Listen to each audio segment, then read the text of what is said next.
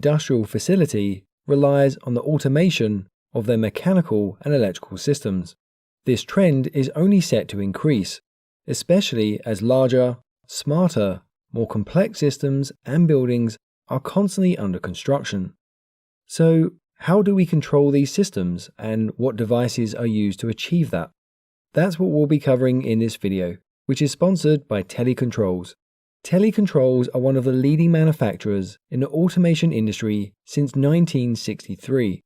Their technology is compatible with every PLC, HMI, and controller on the market, which reduces PLC programming time and saves valuable storage by dealing directly with smaller automation tasks. Click the link in the video description down below to learn how Tele's products can make the best of your PLC application. You can contact them at sales@telecontrols.com or even via LinkedIn.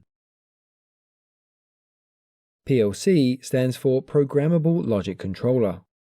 There are many variations, but they typically look something like this. A programmable logic controller is basically a small computer that can carry out pre-programmed outputs based on inputs and a set of specific rules. They are used in commercial and industrial applications to control systems with minimal and sometimes even zero manual intervention. The operation can be a simple on-off control based on the status of the input, or a more sophisticated response based on calculations, sequence, and logic. Before PLCs, control was carried out via banks of relays. Each relay controlled dedicated inputs and outputs based on physical wiring. Relays would control other relays to form logic controllers. For example, with a simple AND gate, only when two inputs are energized, this one and this one, does the relay output energize. These inputs could be sensors, or they could be outputs from other relays. To change the operation, the physical wiring had to be changed. So the physical connections had to be altered if a different response was ever required. These old banks of relays were vast in size and very complex. This is an example of an elevator relay bank. And this is the relay bank from an old electrical substation. As you can imagine, these are not going to be easy to change, and finding faults can be difficult and very time-consuming. With the invention of solid-state electronics and microchips, the command logic part of the banks of relays could be replaced with software logic, and so PLCs quickly took over. PLCs vary widely on their application, but they all monitor their inputs, then make a decision based on a stored set of rules, and from those, they then output commands to automate a process. We often find relays used in combination with PLCs. The relays can directly deal with the automation tasks and communicate with the PLC. This will reduce the amount of programming required on the PLC and also free up storage space. PLCs are widely used. For example, when you check a bag in at the airport, the bag is given a barcode and it enters the conveyor belt. A PLC scans the barcode and, based on a set of rules, decides if the bag is diverted to either the domestic or international route. The next PLC scans the barcode and decides which city the bag needs to be diverted to. The next PLC decides which gate it also needs to be diverted to. And if all of this goes to plan, then the bag will arrive at the correct gate. First, we have the input modules or field sensors. These are the physical connections between the outside world and the PLC. These can be digital inputs, such as simple on-off switches, bimetallic temperature strips, presence or motion sensors, or even a float switch. These digital inputs can only provide information on whether something is either on or off, and nothing in between. For that, we would need an analog input. For example, a simple control knob which ranges from 0 to 100%. This will go through a voltage transformer to give 0 volts at 0% and 10 volts at 100%. The PLC can scale the input to match the sensitivity required for very accurate output control. It could also convert the voltage into current using resistors and Ohm's law. The amount of current usually measured in milliamps, tells the PLC whether something is performing between on and off. These inputs could be, for example, a thermocouple or a resistance temperature detector. It could be a pressure sensor or perhaps a strain gauge. These voltages or currents are converted into a digital equivalent number that can be understood by the CPU. We will look at that a little later in this video. Input modules will perform 4 main tasks. They sense when a signal is received, they convert the signal voltage into the correct signal for the CPU, they isolate the PLC from fluctuations in the input voltage or current signal, and they send the corrected signal to the CPU. The CPU, or Central Processing Unit, is the brains of the operation. It holds the program or software that decides what outputs are required by applying rules to the input signals.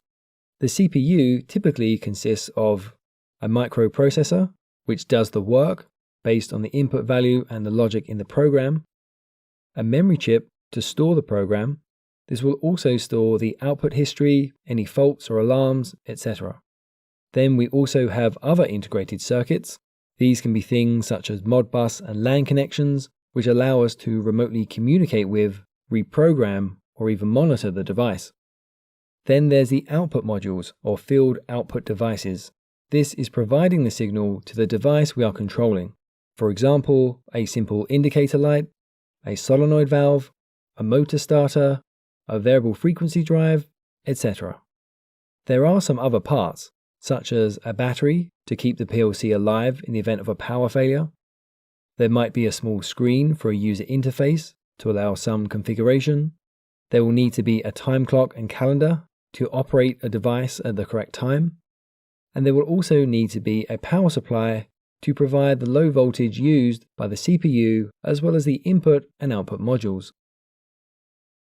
The basic operation of a PLC is to perform a pre-programmed output depending on the input signal by following a set of rules.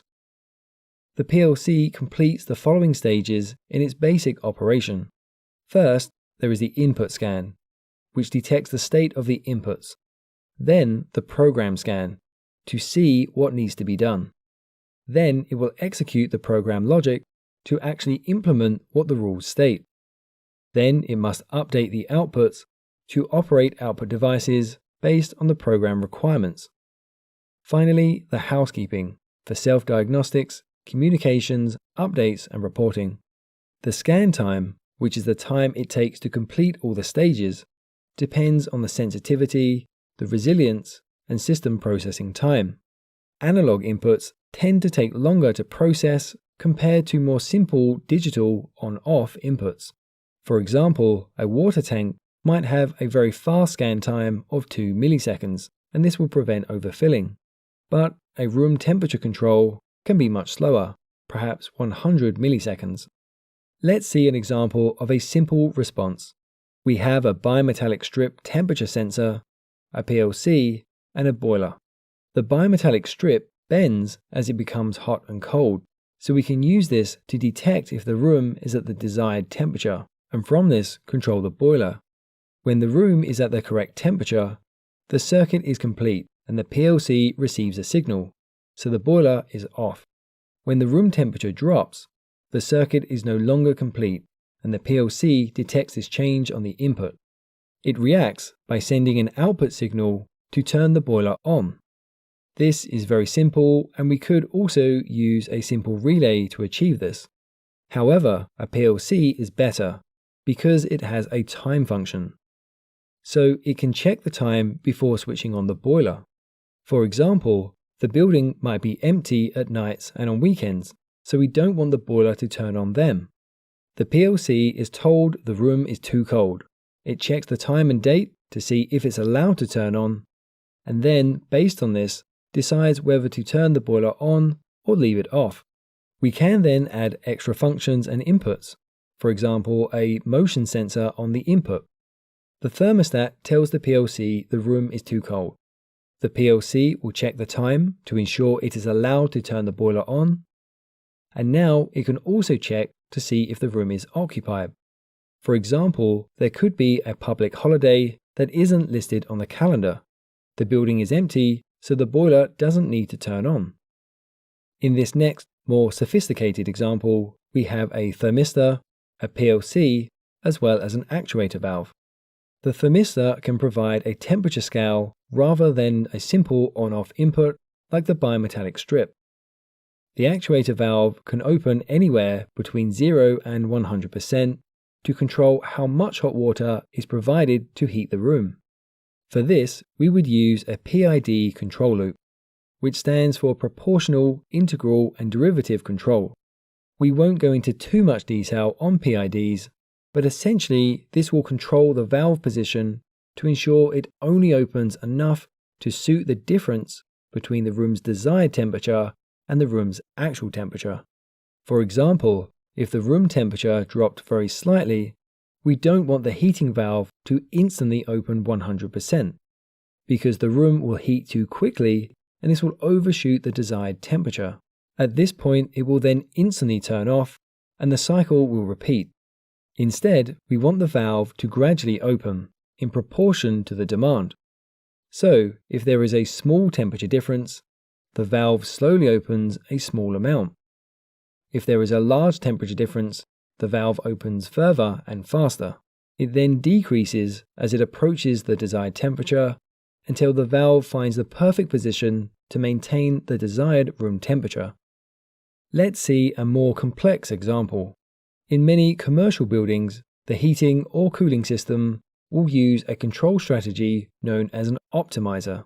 This learns, over a period of time, how quickly the building heats up and cools down.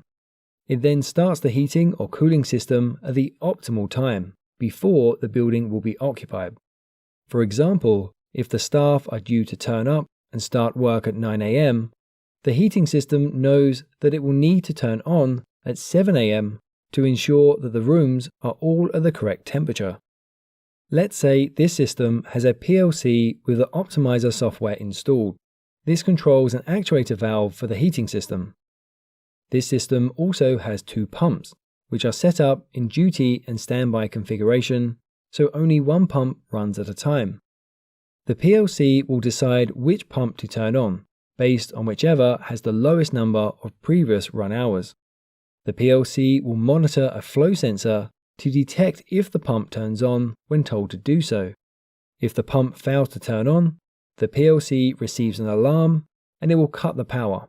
It then tells the other pump to start.